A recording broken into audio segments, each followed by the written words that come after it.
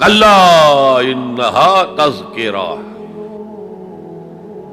یہ لفظ بہت اہم ہے. تذکرہ، ذکرہ، تذکیر، فذکر بالقرآن، کیا معنی ہے اس کے؟ یاد دہانی صحیح ترین ترجمہ ہے، یاد دہانی.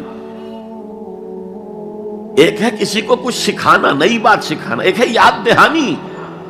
اسے ایک چیز معلوم تھی، کوئی بھول گیا، یاد کرانا. جیسے آپ کے کسی دوست نے آپ کو بہت قیمتی قلم دیا تھا، آپ نے اسے بہت سنبھال کر اپنے ٹرنک میں رکھ دیا.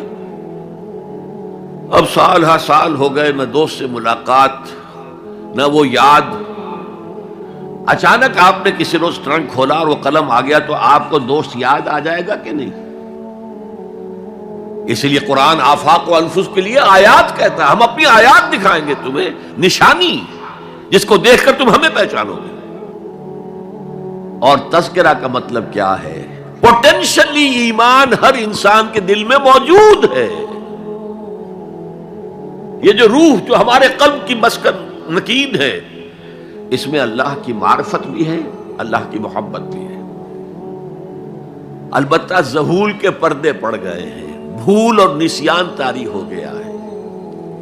ہم دنیا ہی کے اندر گم ہو کر رہ گئے ہیں. ہماری ساری دلچسپیاں دنیا سے ہیں، لہذا ہماری توجہ ہی نہیں ہے. ورنہ ہر انسان کے دل میں یہ جو یہاں ہندوستان میں کہتے ہیں آتما اور پرماتما، آتما اور پرماتما کا تو تعلق بہت گہرا ہے. ابتدا میں بنا دی گئی تھی ارواح، جب ہم سب کے سب تمام انسان آدم سے لے کر اور تا قیامت جو انسان آئے گا دنیا میں، ان سب کی ارواح پیدا کر دی گئی. اور پوچھا گیا الستو بربکم قالوا بلا، یاد ہے؟ لہذا یہ تذکرہ ہے، یہ یاد دہانی ہے، تمہارے اندر موجود ہے. اللہ کی معرفت بھی موجود ہے، اللہ کی محبت بھی موجود ہے. لیکن کلا بل ران علی قلوبہم ما کانوا یعملون، ان کے دلوں پر زنگ آ گیا ہے اب ان کے اعمال کی وجہ سے. شیشہ جو ہے وہ زنگ آلود ہو گیا. حضور نے فرمایا ان هذه القلوب لتصدع كما يصدع الحديد اذا اصابه الماء، ان دلوں پر بھی زنگ آ جاتا ہے جیسے کہ لوہے کے اوپر پانی پڑتا رہے تو اس کو زنگ آ جاتا ہے. پوچھا گیا فما جلاؤها یا رسول اللہ، اے اللہ کے رسول ہماری تلواروں کو زنگ لگتا ہے، ہم پالش کرتے ہیں، سیکل کرتے ہیں، وہ پھر چمک اٹھتی ہیں. تو دل پر اگر زنگ آ جائے تو اس کا علاج کیا ہے؟ دو چیزیں فرمائی، کثرت و ذکر الموت و تلاوت القرآن. دو کام کرو کثرت سے، موت کو یاد رکھو، یہاں رہنا نہیں ہے، جانا ہے. یہ ہمارا گھر نہیں ہے، یہ ہماری منزل نہیں ہے. ہمارا اصل گھر جو حضور نے فرمایا انما الدنیا خلقت لکم وانتم خلقتم للآخرہ، یہ دنیا تمہارے لیے بنائی گئی، تم آخرت کے لیے بنائے گئے ہو. اسی لیے حضور نے فرمایا کن فی الدنیا کانک غریب وعابر السبیل، دنیا میں ایسے رہو جیسے راہ چلتے مسافر ہو یا اجنبی ہو.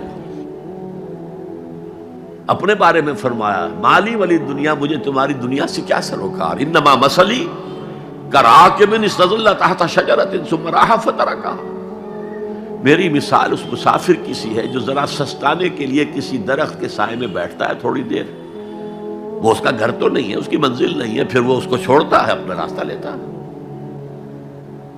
یہ اگر ہمارا تصور قائم ہو جائے، کلا انہا تذکرہ. اب اس کے بعد جو الفاظ آئے فی صحف مکرمۃ مرفوعۃ مطہرۃ بایدی سفرۃ کرام بررہ،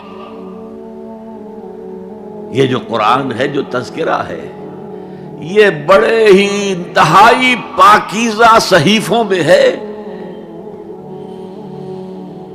فی صحف مکرمۃ، بڑے باعزت، مرفوعۃ مطہرۃ، مرفوع بلند اور انتہائی پاک.